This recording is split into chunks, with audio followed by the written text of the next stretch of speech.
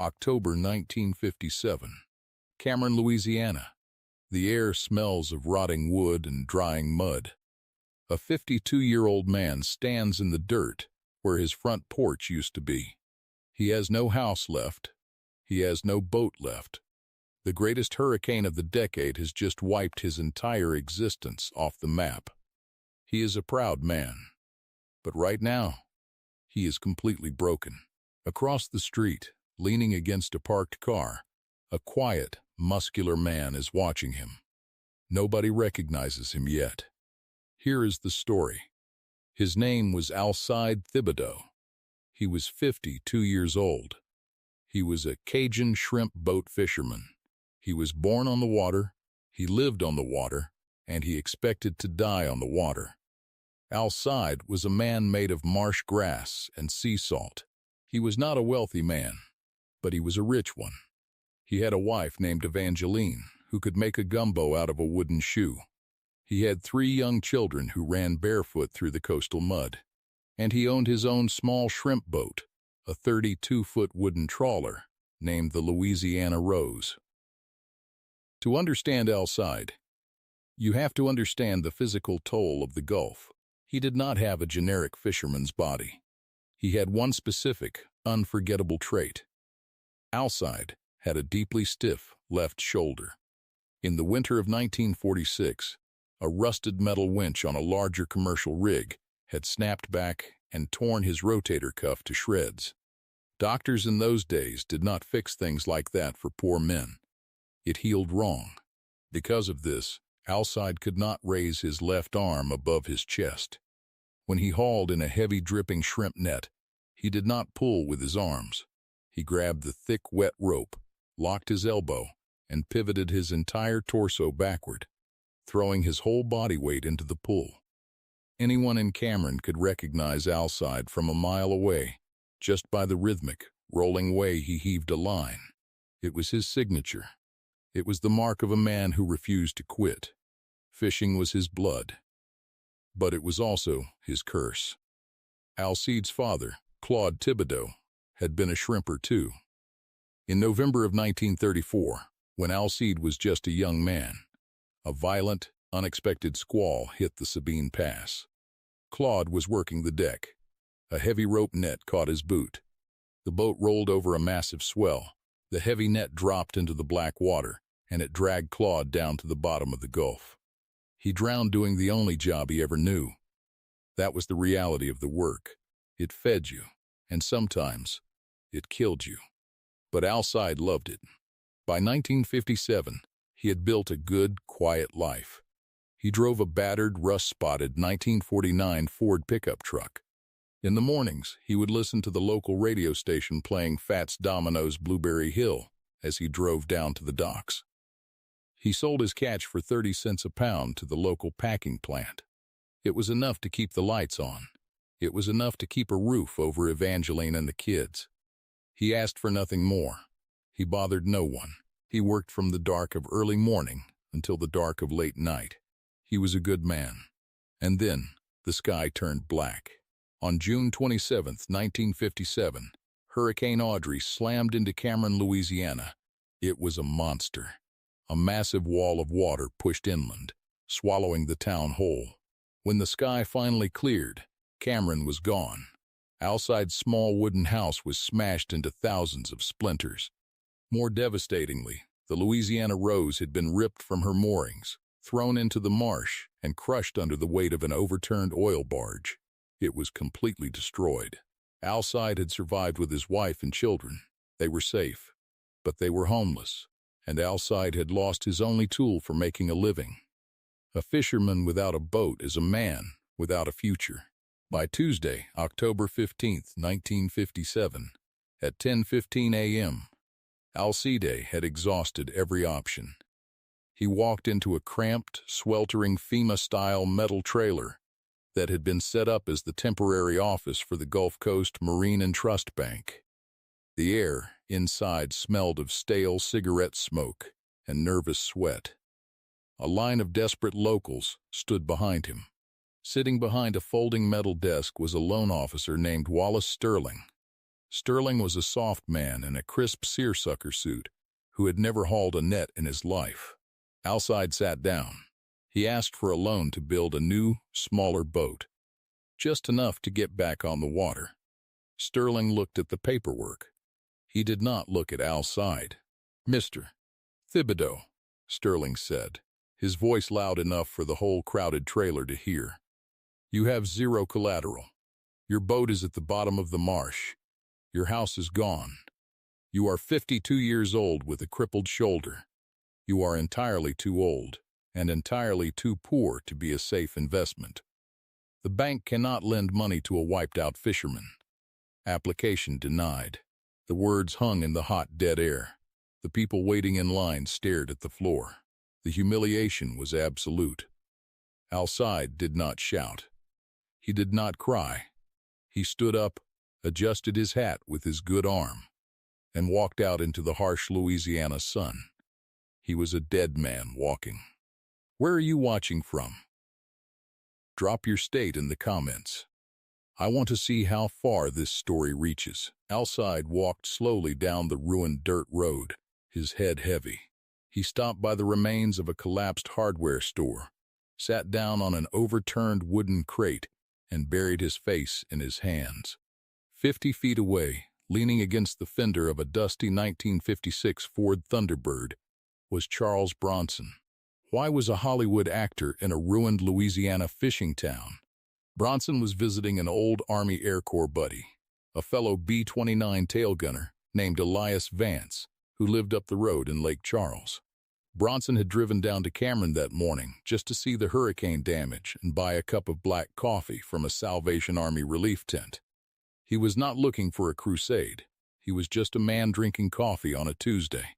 But Bronson was the son of a Lithuanian coal miner. He grew up in grinding poverty in Pennsylvania. He knew what a broken working man looked like. Bronson watched the scene. He saw Alcide walk out of the bank trailer. He saw the stiff, frozen left shoulder. He saw the proud, exhausted way the fisherman sat on the crate. Bronson did not pity him. He recognized him. He saw a man who just needed a shovel to dig his own way out. Bronson took a slow sip of his coffee. He did not walk over and hand Alcide a stack of cash. Charity breaks a proud man's spirit faster than poverty does. Handouts kill dignity. Bronson walked past Alcide. He walked straight down the dirt road to the only business that was actively hammering wood, Boudreaux and Sons Boatworks.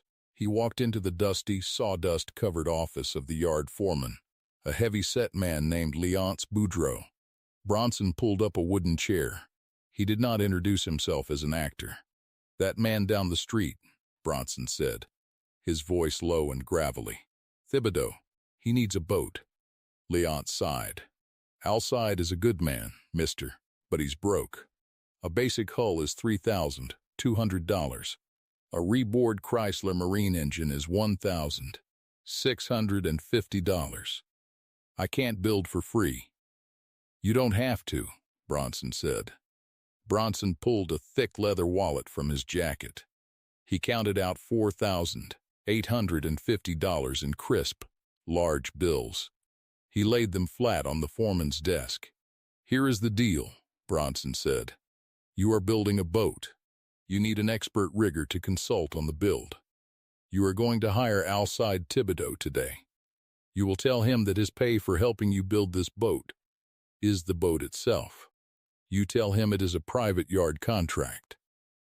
Léonce stared at the pile of money. He looked up at the stranger's hard, flat eyes. "And who do I say put up the cash?" Léonce asked. "Nobody," Bronson said. "You tell him the yard trusts him to bring in the shrimp and pay off the rest in trade. You give him back his pride. If you mention my name, I will come back here and we will have a different kind of conversation." Léonce swallowed hard and nodded. "Yes, sir." Bronson stood up. He did not look back. He did not wait for a thank you. He had engineered a perfect solution. Alcide would work for his boat, he would earn his boat, and he would never feel like a charity case.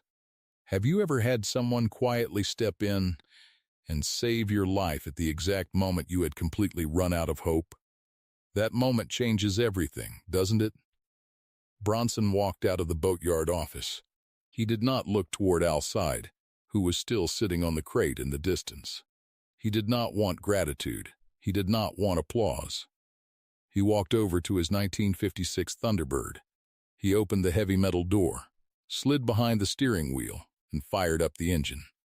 Bronson put the car in gear and drove slowly out of Cameron, the tires kicking up a trail of fine, white dust as he disappeared down the coastal highway.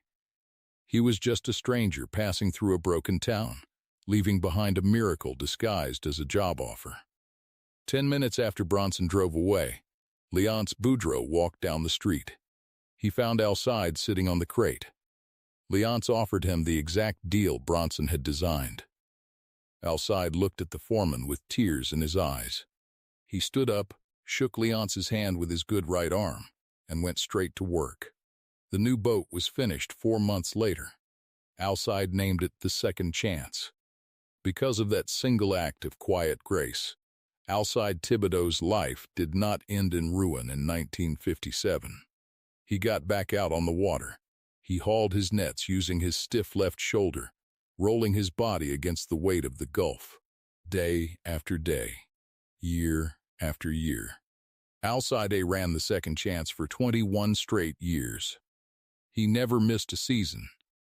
Over the course of those 2 decades, he pulled in an estimated 340,000 pounds of Gulf shrimp. He paid off every imaginary debt the boatyard pretended he owed. He saved his money. He put a new roof over Evangeline's head. He put shoes on his 3 children's feet. Because a stranger bought him a boat, his oldest son did not have to drop out of school to dig ditches. His son graduated high school and went on to become a mechanical engineer in Baton Rouge. His daughter became a parish school teacher. His youngest son took over the boat when Alcide finally retired in 1978. Alcide Thibodeaux died peacefully in his own bed in 1984, at the age of 79. He died believing that the local boatyard had taken a massive, generous risk on an old, crippled fisherman. He died with his chest out and his pride totally intact. Charles Bronson lived for decades as one of the biggest, highest-paid movie stars in the world. He gave hundreds of interviews. He talked about his movies, his co-stars, and his family. He never once mentioned Cameron, Louisiana. He never mentioned Alcide Thibodeaux. He never took credit for saving a family's legacy. He kept his mouth shut. But the truth leaves a paper trail. Today, in a small, climate-controlled archive room at the Cameron Parish Library, there is a framed document.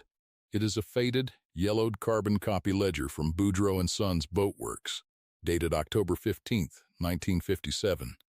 The paper is fragile and smells faintly of old grease. It details the purchase of a 32-foot hull and a Chrysler Marine engine for exactly $4,850. At the bottom of the contract, in sharp, heavy black ink, is the signature of the man who paid the cash. The signature does not say Charles Bronson.